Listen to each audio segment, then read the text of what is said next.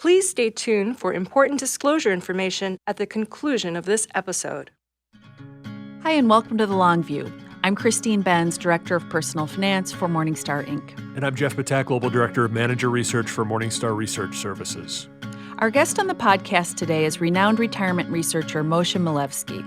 Dr. Milevsky has conducted research on a broad range of topics, including pensions, annuities, investment strategies for people approaching retirement, and asset allocation over the human life cycle. A prolific writer and researcher, Professor Milevsky is also the author of several books, including Are You a Stock or Bond?, The 7 Most Important Equations for Your Retirement, and The Calculus of Retirement Income.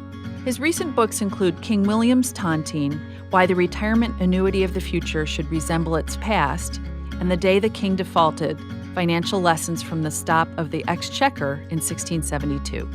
He has served as a professor of finance at the Schulich School of Business at York University for the past 25 years. He received his bachelor's in physics at Yeshiva University, his master's degree in mathematics and statistics at York University, and his PhD in finance at York University's Schulich School of Business. Dr. Milevsky, welcome to The Long View. Thank you. So before we get into retirement planning, and we'll spend the bulk of our discussion there, I wanted to talk about asset allocation generally. You wrote a book about the importance of human capital when thinking about your retirement plan. And the concept was determining whether your human capital is more equity-like or more like a bond. Walk us through an example of someone with equity-like human capital. What makes them equity-like? And then let's discuss the implications for their portfolio and their financial plan. Sure. The idea actually goes back generations. If you read Adam Smith carefully, he talks about what is the value of the individual and the risk characteristics of the individual. But what you're referring to is work that I did about 10 or 15 years ago, starting with Roger Ibbotson, who I'm sure you know. Yes. And basically, we went through different professions, careers, jobs that people have, and we tried to classify them based on their sensitivity to the equity market. So, if you are a tenured professor at a university like I am, and obviously like Roger is, or if you are a fireman or a police officer or a teacher or a federal employee with a high degree of job security, you're looking at what's happening now in the stock market, and it's painful, but your job isn't at risk. Your earnings aren't at risk. Your salary, your wage, your compensation is not affected. So I would say you're more bond-like. On the other hand, the students that I was teaching this morning who are in the business school, they're in the business program, they're all trying to find jobs when they graduate at the end of this year. They're fourth-year students. They've seen a slowdown, almost a halt in job offers and outreach and interviews because everybody's trying to evaluate now, how many employees am I going to need if there's a slowdown in the economy? They are stocks. Their human capital is stocks. And then anything in between. You work in the real estate sector. Your human capital is real estate. You're a real estate agent. You make earnings from commissions. Then your human capital is real estate. Make sure you don't have that in your portfolio. So this isn't just about classifying people's job. This isn't about going to a zoo and saying, that's a monkey, that's a zebra, that's a rhinoceros. It's about saying, look, because of the fact that you're a zebra, make sure your 401k IRA looks very different than the rhinoceros. So that's the importance of it, and that's what it means to have human capital that's a stock or a bond. So you gave the example of your students being stock-like in terms of their human capital profile, but I would imagine they're also young, and we tend to think of young investors as wanting to take on as much equity risk as prudently possible. Yet I think what you described is that you want to think about your human capital profile in concert with your financial capital profile. So how should a young investor approach that? I think that there's two competing effects there. On the one hand, you have what many practitioners call time diversification, which is this idea that, if you have a very long time in the stock market, you can afford to take on more stock market risk, defined in different ways. On the other hand, you have human capital theory, which suggests that your human capital has very certain specific risk characteristics, and your portfolio has to balance them. So in some sense, these are competing interests, and it depends on your situation. But if your job is sensitive to the state of the economy, this might have long-term implications. There's research that shows that people that joined the labor market in '08 and '09 during the crisis have suffered long-term in terms of their career prospects. They're not being promoted as quickly, their opportunities aren't as high. So in some sense, if I had to balance the two, if you're a 25-year-old student, I would say that your human capital riskiness might actually trump the time horizon effect. So that would call for a more conservative investment portfolio to the extent that they have investment assets?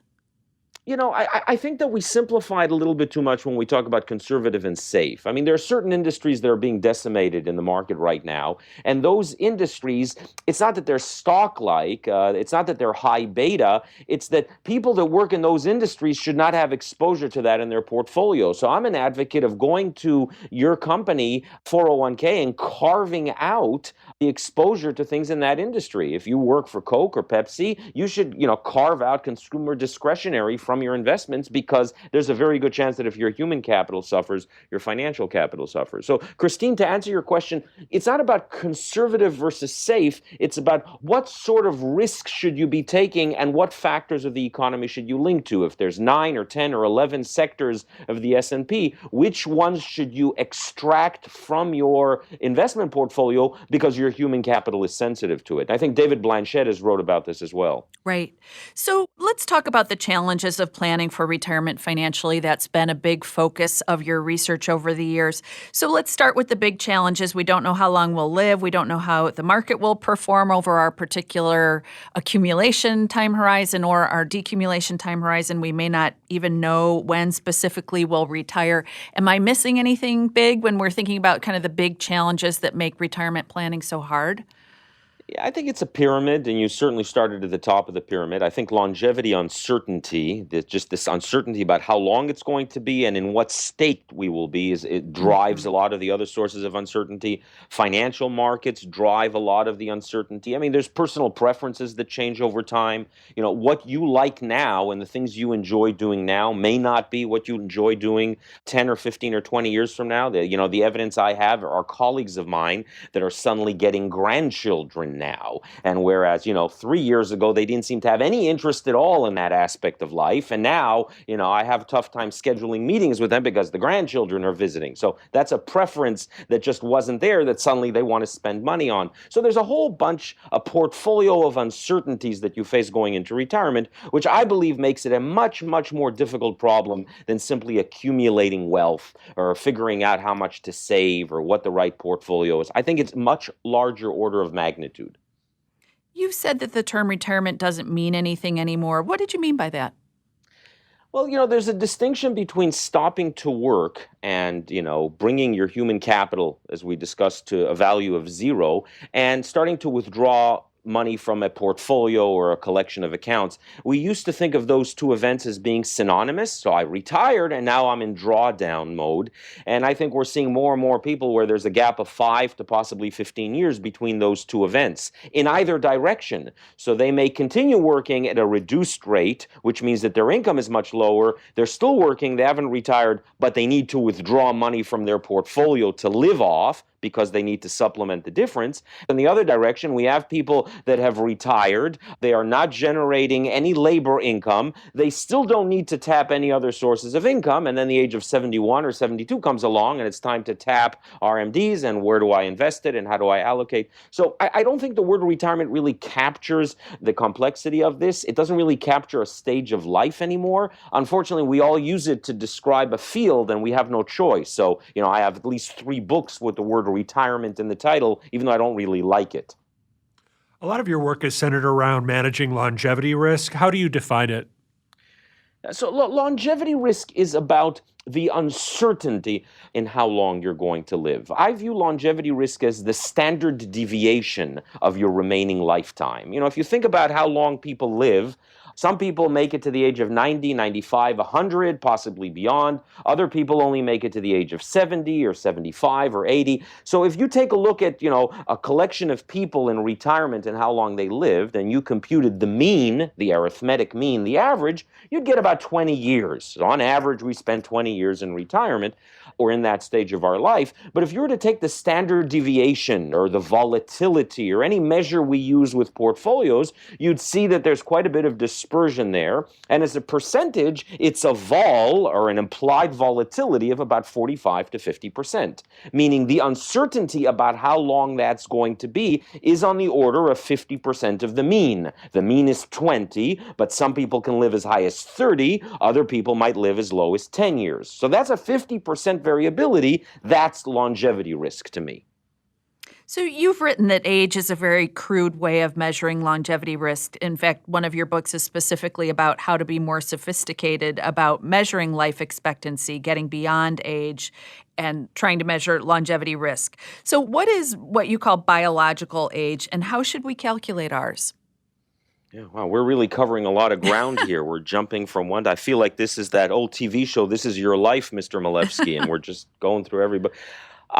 So biological age is another issue, and that is the awareness that the number of times you've circled the sun, your chronological age, really doesn't reflect the number of years that you have remaining. So you can be 55 years old chronologically, and I can be 55 years old chronologically, but that doesn't really tell us a lot about how long we still have to spend in the life cycle. And there are tests that are being developed. I mean, they're, controversial methodologies, but there are tests that are being developed. They use blood and saliva and other biomarkers of aging to tell you what your true age is. So, for example, in my case, I mentioned this to a reporter at the Wall Street Journal a couple of weeks ago, my wife gave me a birthday present when I turned 50, which to me was a big chronological milestone.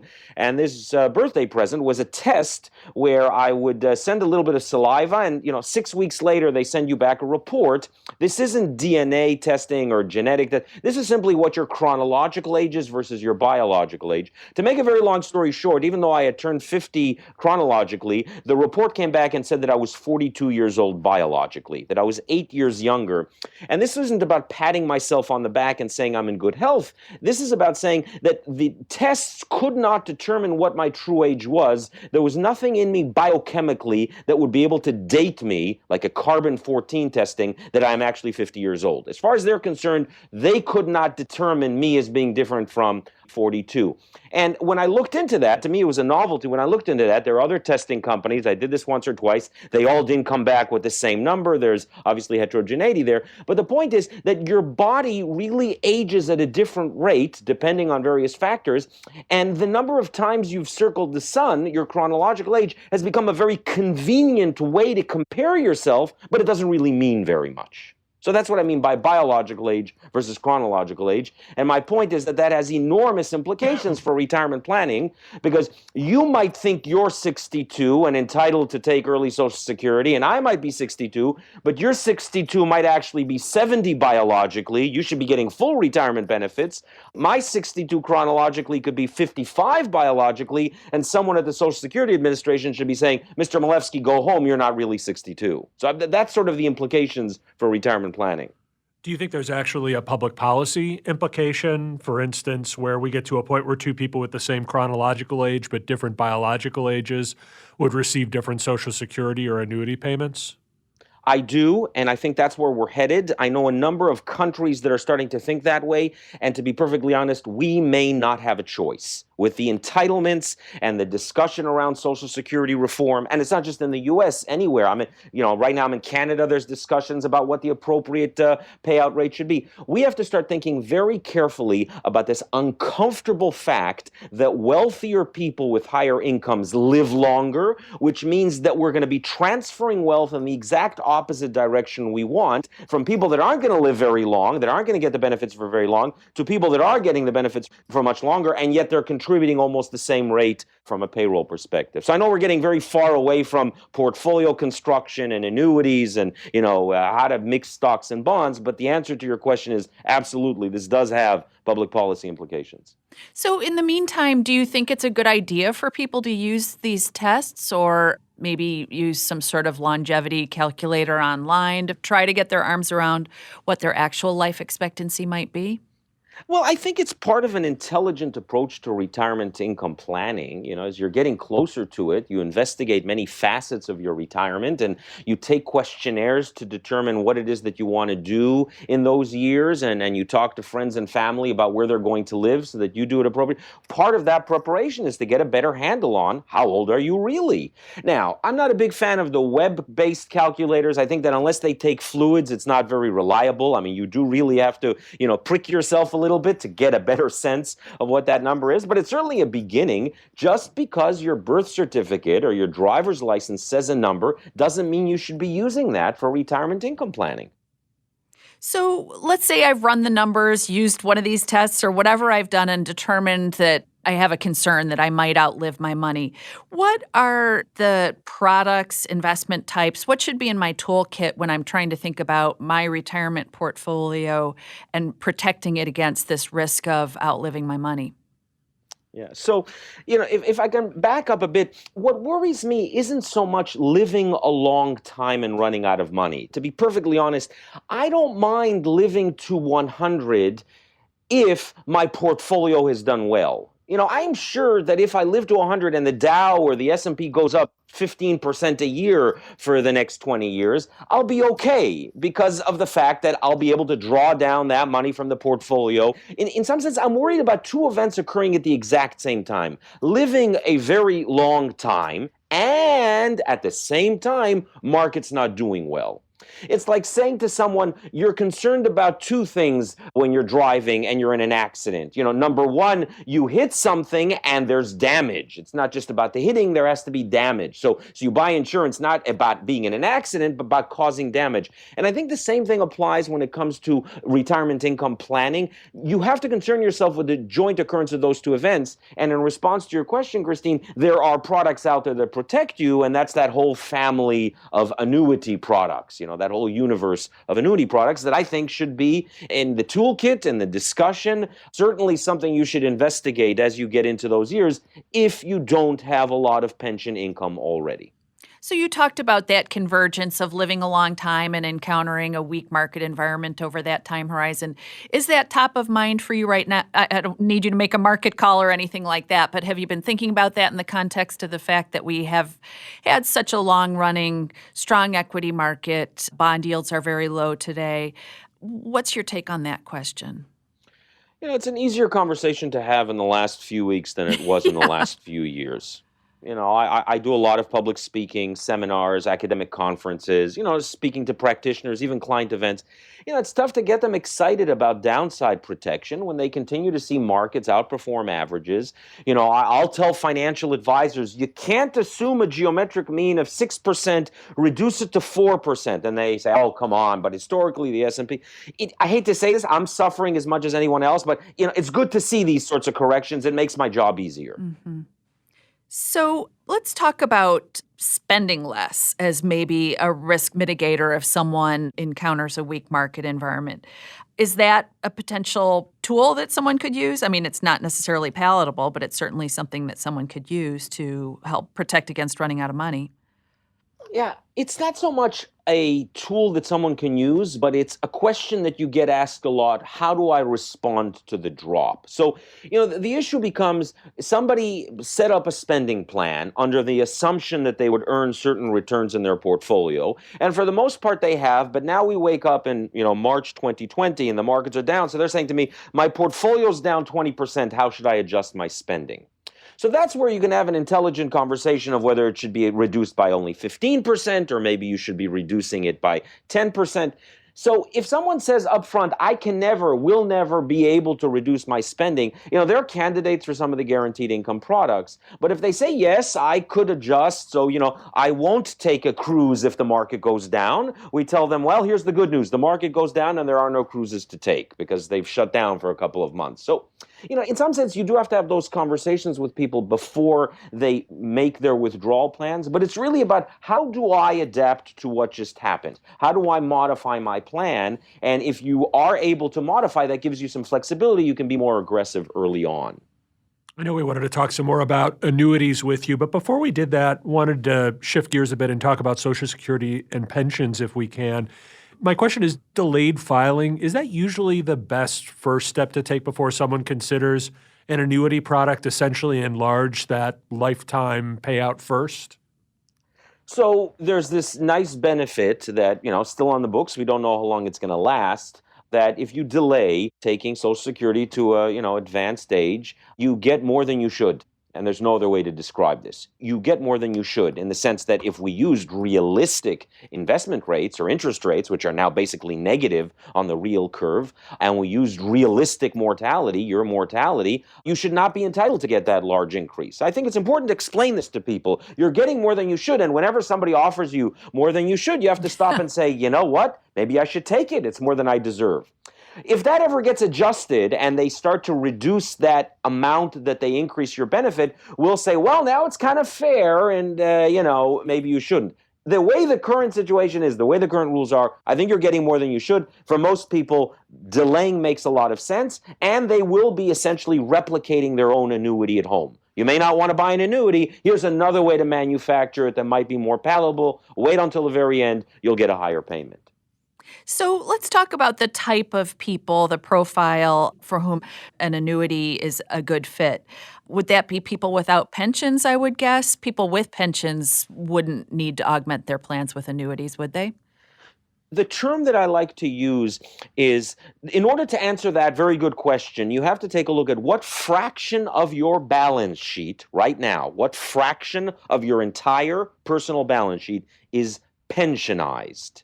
And by pensionized, I mean that part of the balance sheet is sitting in a defined benefit pension, Social Security, guaranteed lifetime income product. So the way you would do this mathematically, and I don't want to get too complicated, is you would add up all the income sources that you're entitled to that are guaranteed for the rest of your life, Social Security, corporate pensions, maybe annuities that you have already, and then you would compute their present value. You'd add them up and say, well, what are they worth today in the open market?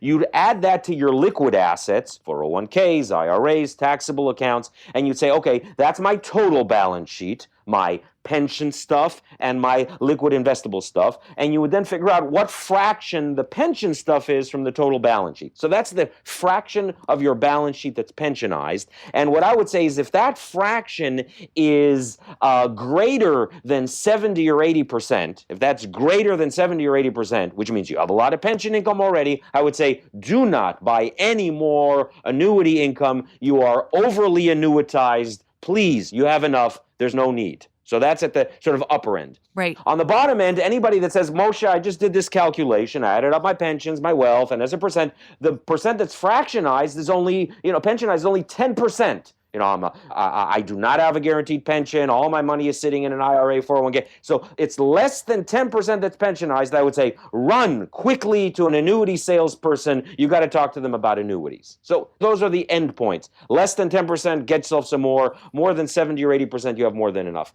Anywhere in between this sort of 20% and 70%, I would say, it kind of depends on preferences and when you want to do it and whether you're comfortable with the idea. Do you want to leave a legacy? But that's sort of the way I think about who needs more and who does not need any more.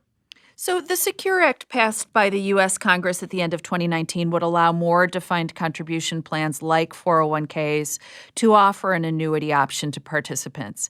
I'd like your take on whether that's a good idea. I'm guessing you'll say it is. And do you think plans will add them?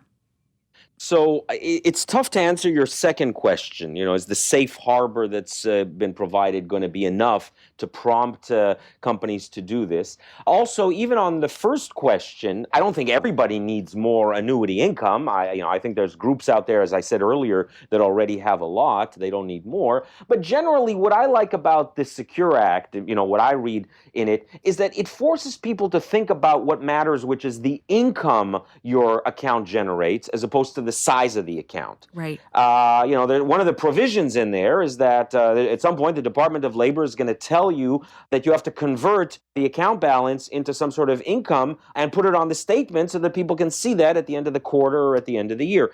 If part of that is offering annuities that would provide those income sources, that's great. My point is, what I like about the Secure Act is, yes, it's nice that there are going to be these annuities on the menu, but what I really like about it is the fact that it's forcing people to really treat this as a retirement retirement income vehicle as opposed to an accumulation vehicle. What types of products would make sense to be included in, say, a 401k plan? Something that protects you against these two risks that I alluded to earlier. So I don't necessarily want to see SPIAs and DIAs, single premium income annuities and deferred income annuities, especially in today's rate environment. It's very difficult to make a case for them. What I would say is we want products that convert into that if certain triggers are achieved. So I like market contingent annuities. I like annuities that, we call them in the academic literature, ruin contingent annuities. If an account is ruined, they continue to pay. Contingent deferred annuities, certainly variable annuities with living benefits. But just because it's called an annuity, I wouldn't put it on the shelf. One of the problems is that an annuity is more of a legal definition or an insurance definition as opposed to an economic definition. You could have 100 economists in the room and they'll probably agree that certain things that are annuities have nothing to do with annuitization. So the response to your question is products that guarantee me income for the rest of my life if certain events happen. So I guess a good thing to look at would be the 403B space, where annuities have been allowable for a long time. And a lot of participants have had a really terrible outcome. They've been in these terribly high-cost products. So how can we help ensure that we don't send 401k participants hurtling down a similar path? So, the disclaimer I always say when I talk about the benefits of certain things, I'm a big fan of ETFs. In fact, for the most part, I only own ETFs. But if an ETF provider would charge me 250 basis points for the privilege of having an ETF, I would say that's atrocious. I wouldn't say ETFs are horrible. That is a fee issue, and we've got to ensure that the fees and the compensation and the distribution and how do we incentivize people to explain these things are all done in a fair manner. But what we can't do is we can't tarnish the entire product because of the fact that in some sectors the fees are very high. So I'm not sure if I'm answering the question. I do understand the concerns that have been expressed about these products, but I think it's very, very important to understand that the concern wasn't with what the product does, but the cost of the product. That's a separate matter. This is very different than telling someone, you know what, you need much more life insurance. You should buy a lot of life insurance, and then it turns out they have no beneficiaries, they have no children, they have no grandchildren. Why did you sell them life insurance? They didn't need it. Shame on you. Why did you sell them life insurance? That's not what we're talking about here. We're talking about people that do have a need for the longevity insurance, but I would agree they seem to be paying more than the fair economic value of what they're receiving. Maybe some regulation, maybe what we need is more transparency, maybe financial literacy, I think will help as well, so that everybody in the food chain understands what is being paid. But I don't think we should tarnish the product class. So Jeff and I have talked to several retirement researchers who favor the very vanilla, low-cost, single premium annuities, deferred income annuities. You discuss variable annuities as being beneficial. Let's just walk through the thesis about why you think that the variable products might be preferable, at least in some situations. Yeah. So, first of all, I do have to disclose I own two of them, not just one of them now. I own a variable annuity with a guaranteed living withdrawal benefit.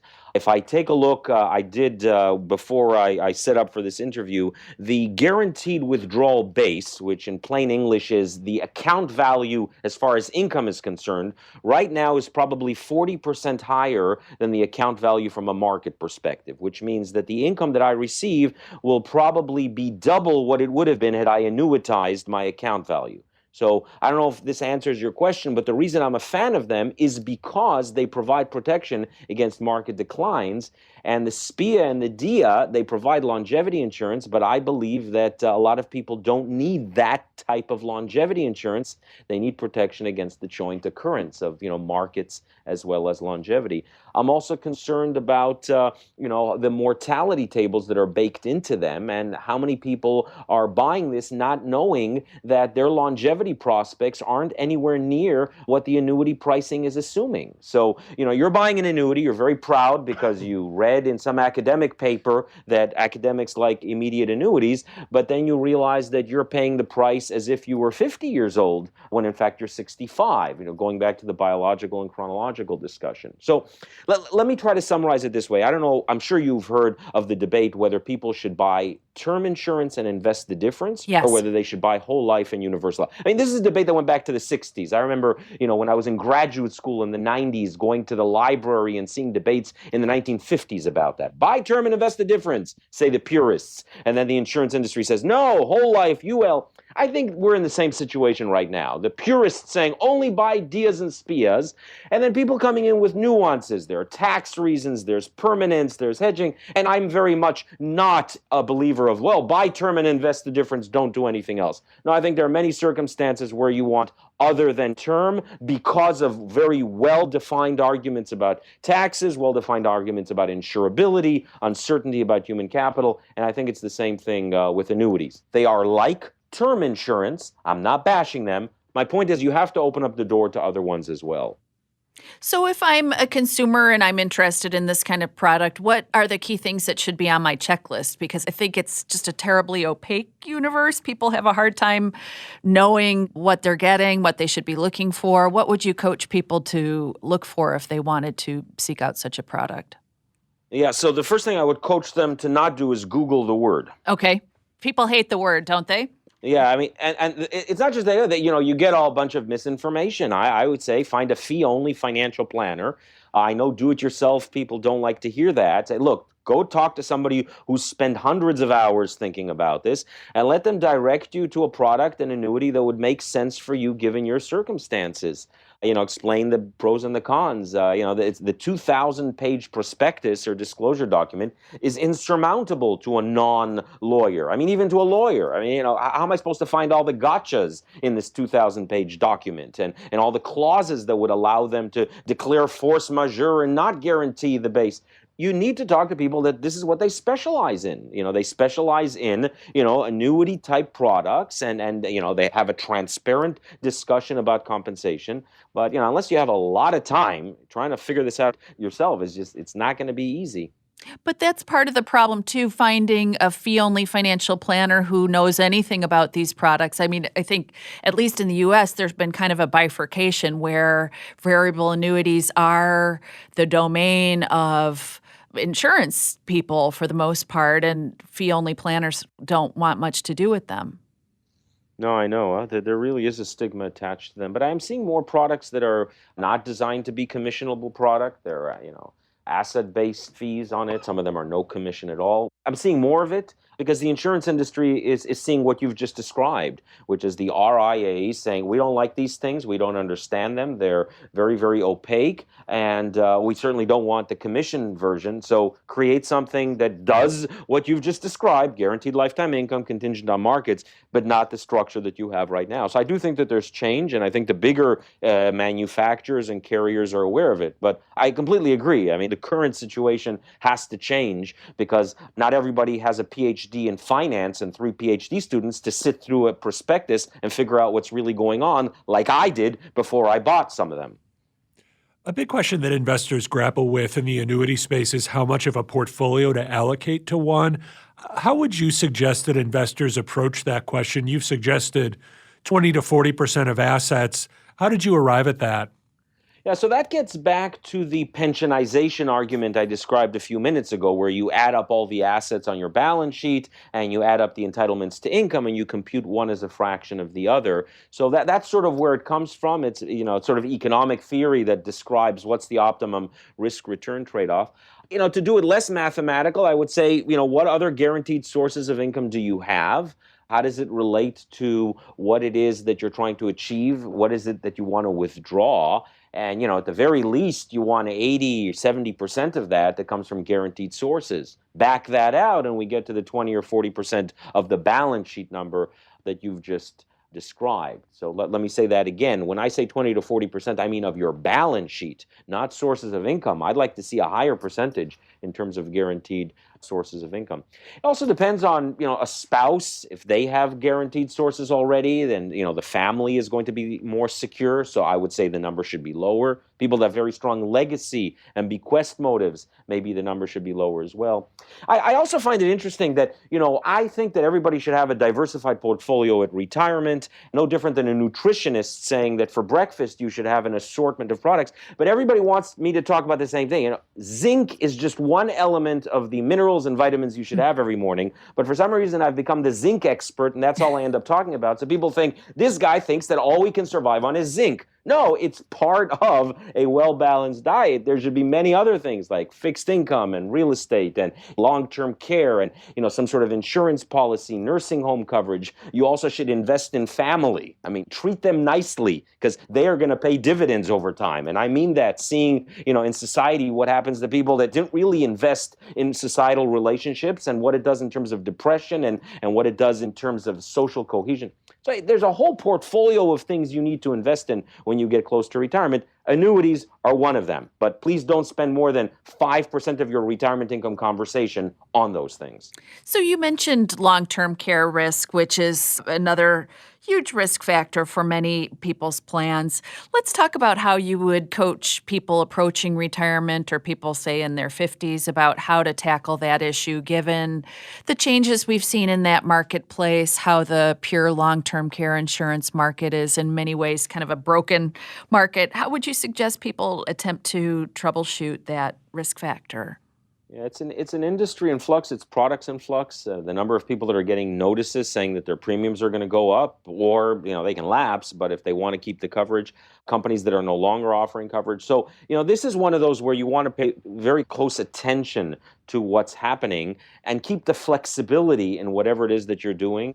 I'm more of a fan, not necessarily of the standalone products, but products that you can convert into long-term care, products that give you protection against a bunch of triggers. If you need long-term care, you move into a nursing home. If you can't do 4 of 5 activities of daily living, or you happen to be alive at the age of 95, we will pay you this amount. Combination products that intrinsically underwrite each other because the risks are somewhat offsetting. So the way I would approach that is not necessarily by buying a product that's triggered by one nursing home or long-term care event, but a product that's kind of part of something more comprehensive, maybe a life insurance policy, back to whole life, where there is a rider in there that if you need to take some of the death benefit or cash value and convert it into nursing home, you'd be able to do it. Those would be the products I would consider, the toaster and the fax machine and the microwave all in one, even though you're thinking, why should I mix them? Because of some of the factors that you discussed and the problems in the industry. The hybrid products are what you're talking about. The hybrid products. How about the annuity long-term care hybrids? Do you like those products, or do you like that idea at least?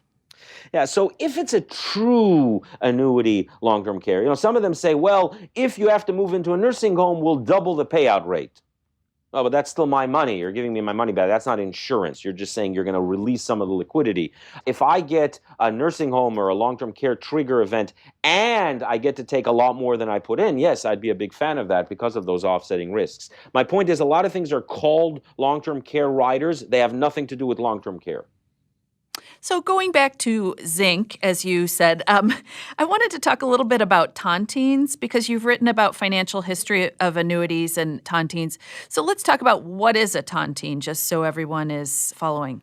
Yeah, I'm getting more and more requests to chat about that. I find that appealing. 10 years ago when I was in the archives doing this, people thought I was nuts. But historically, 300 years ago, we're talking about before long-term bonds, before the Bank of England. Bank of England's founded in 1694. So even before that, the way governments raised money for wars mostly, wars were very expensive, is they would go to a syndicate of people, wealthy people, and they would say, look, we need, 100, 1,000, 100,000 pounds from you.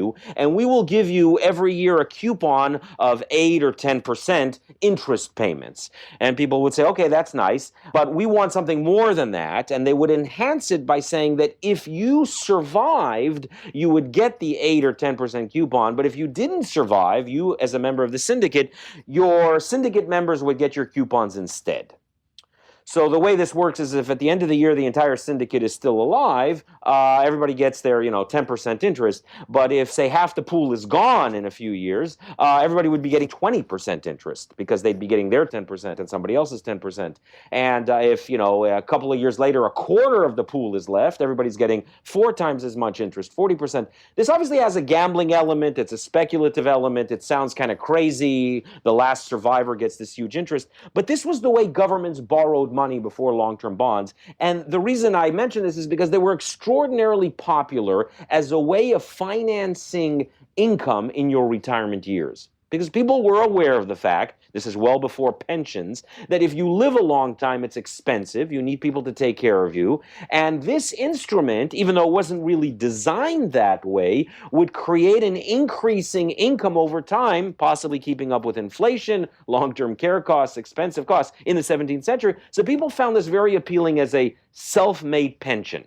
And they became very popular tontines in France and England. I've learned recently after attending a number of conferences that these were popular all over the world. They just had different names. And this became the way people borrowed money, tontines, and the way people invested to create an income in retirement. This all unraveled over time. I don't have the time to go through the whole history. And they almost disappeared from the scene other than the occasional, Simpsons episode or Agatha Christie story or, a movie. But now there's this awareness that maybe we should bring back tontine elements, not the products themselves. Obviously, we've evolved in 300 years, because what this does is it enables us to share longevity risk with a pool without getting an insurance company involved. And that's the appeal to many people, such as the RIAs, registered investors, that just don't like insurance to begin with. They say, this sounds like something that we could create with a large enough book of investors without involving an insurance company and capital requirements and insurance regulation and insurance commissioners. It sounds like we'd be able to create income without needing all of that. And that's why there's resurgence of interest. I hope I've explained them, and this sort of gives a sense of why these are becoming important. Definitely. I guess the question is, when you think about retiree spending, and our colleague David Blanchett has done some interesting research on that, sort of the trajectory of retiree spending, who wants their income to trend up as they get older? It seems like people spend more avidly when they're younger and want less income as they get older.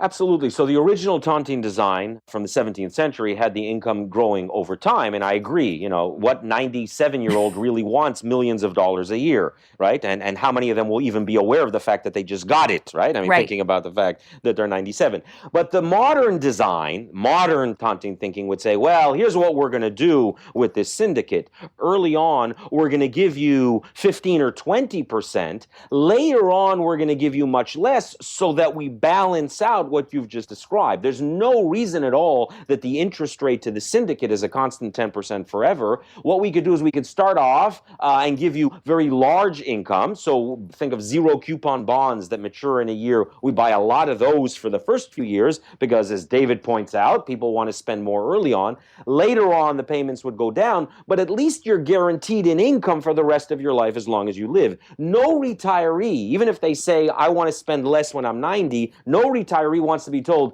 by the way, if you get to 93, there'll be no more money at all because you will have run out. They all want some guarantee that no matter how long they live, and that's where the tontine would come in. But I completely agree with you. We're not resurrecting the 17th century version. Okay. Let's talk about the retirement system in the U.S. You hinted that potentially Social Security reform to address the fact that wealthier folks are living longer may be on the horizon. What other things do you think could help make retirement preparedness better in the U.S. as more and more people get into retirement without the benefit of pensions? So, I'm a big fan of the work, I'm sure you know, of Olivia Mitchell on financial literacy and the work she's been doing on, what is it that we need to teach people early on in the life cycle so that they can make more intelligent decisions around Social Security. And, how do we educate people about the sustainability of the system so that when we go with, a plate and say, we need to collect more from you, we need more in order to finance that, people will appreciate the benefit of it. So I think a big part of it is, let's get the financial literacy right, and let's make sure people understand how expensive it is to give people an inflation-adjusted income for the rest of their lives. The present value of their Social Security benefit is hundreds of thousands of dollars. Let's tell them that early on. I think that that would be number one. I think number two is just a general awareness of the transfer that's taking place. As we have more mortality, heterogeneity, we know that there are people that are not living as long as others, to be clear on where that transfer is and have an open political debate about whether we're happy with that. With the person that's claiming at the age of 70 who's going to live for 30 more years is being subsidized by somebody who isn't. And, a discussion around, is that the way we want to do it? So those would be some of them. None of them involve tinkering with the system. This is just explaining, persuading, certainly having an open debate. In terms of technical fixes, I'm not a U.S. Social Security expert, but, if you adjust the index not for wage inflation, but for price inflation, you're going to reduce, a large fraction of the unfinanced or the unfunded liability. And if we increase the cap so that people have to pay into this up to $300,000 versus $130,000, you can fix some of it. So those are technical fixes in order to bring this onto a stronger footing. And I'm sure technical committees will be created to fix that. But I think that even beyond that, we need the public to appreciate the value of what they're receiving. Do you think a defined contribution-driven system like we have here in the U.S. now is essentially putting retirees to be in a position to succeed? I think that we've talked to a number of speakers, and they've indicated that there's a real tension there, that while they can be accountable for the investment decisions that they make in their retirement plans, it may not necessarily be putting them in a position for retirement readiness. Unfortunately, and today is a good day to remind people of that, Jeff, this all depends on how things turn out in the market 15 or 20 years from now. If Jeremy Siegel is right, and in the long run, equities are going to bail us out of all our problems, then DC is the path to success. Because DC, for the most part, means these accounts where you invest in the markets.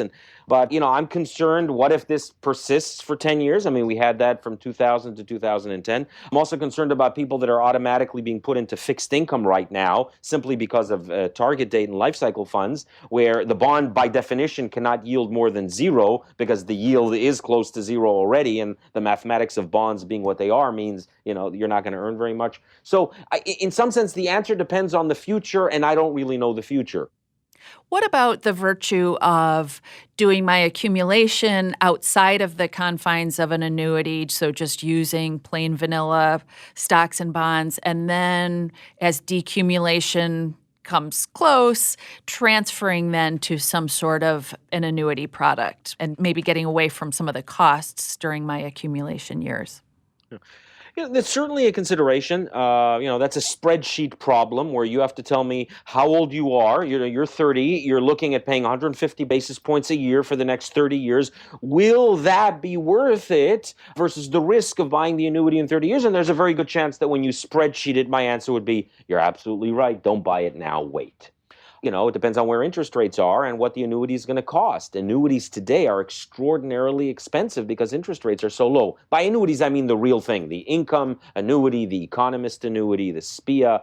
Anybody that took your strategy for the last 10 years and said, you know what, I like annuities, I'll buy it in 10 years. So now I'm going to manage a portfolio of stocks, and then in retirement, I'll buy the annuity. Well, they have faced a double whammy. Depending on where the market goes, their portfolio could not be worth what they thought it would be. And right now, immediate annuities are extraordinarily expensive. They're at historically low rates simply because bond yields are at historically low rates. So you're timing the bond market with your strategy. If you're comfortable doing that, if you're a professional bond trader, go ahead. So your research has addressed a lot of different facets of retirement planning. Are there any areas that you expect to work on further that you think need to be addressed and that we should expect to be seeing in your research in the years ahead?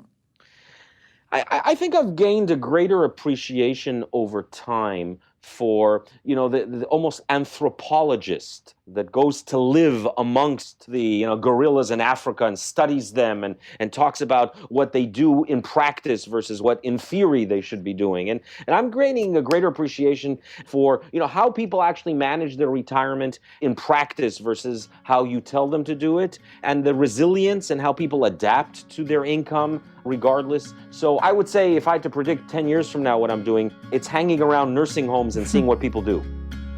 Well, Dr. Milevsky, this has been a great conversation. Thank you so much for taking time out of your day to talk to us. It's been super illuminating for me. I appreciate your efforts and your time today. We both do. My pleasure. Thank you so much. Yeah, you were great. Thank you. Thanks for joining us on The Long View. If you liked what you heard, please subscribe to and rate The Long View from Morningstar on iTunes, Google Play, Spotify, or wherever you get your podcasts. You can follow us on Twitter at Christine_Benz. And at SYouth1, which is SYOUTH and the number 1. Finally, we'd love to get your feedback. If you have a comment or a guest idea, please email us at thelongview@morningstar.com. Until next time, thanks for joining us. This recording is for informational purposes only and should not be considered investment advice. Opinions expressed are as of the date of recording. Such opinions are subject to change. The views and opinions of guests on this program are not necessarily those of Morningstar, Inc. and its affiliates. Morningstar and its affiliates are not affiliated with this guest or his or her business affiliates unless otherwise stated. Morningstar does not guarantee the accuracy or the completeness of the data presented herein. Jeff Patak is an employee of Morningstar Research Services, LLC. Morningstar Research Services is a subsidiary of Morningstar, Inc. and is registered with and governed by the U.S. Securities and Exchange Commission. Morningstar Research Services shall not be responsible for any trading decisions, damages, or other losses resulting from or related to the information, data analyses, or opinions or their use. Past performance is not a guarantee of future results. All investments are subject to investment risk, including possible loss of principal. Individuals should seriously consider if an investment is suitable for them by referencing their own financial position, investment objectives, and risk profile before making any investment decision.